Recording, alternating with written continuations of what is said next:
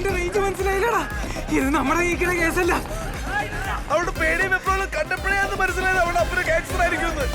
എന്തായാലും എനിക്ക് അവള് കണ്ടിട്ടേ ഉള്ളൂ.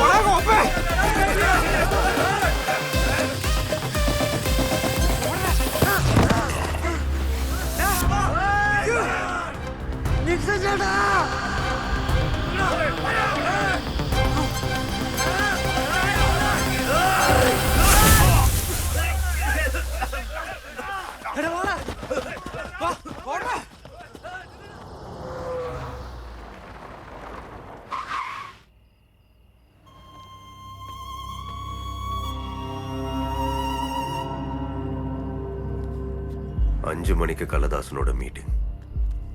சேஃபா வந்துட்டு இருக்கேன் கடைசியில் ஃபோன்ல சொன்னது. கலைதாசனோட மீட்டிங் அப்புறம் இன்னொரு மீட்டிங் அட்டென்ட் பண்ணிருக்க மாதிரி பழனி 3 மலையாளி பசங்க கிட்ட இருதல பாம்போட பிசினஸ் பேசியிருக்கான்.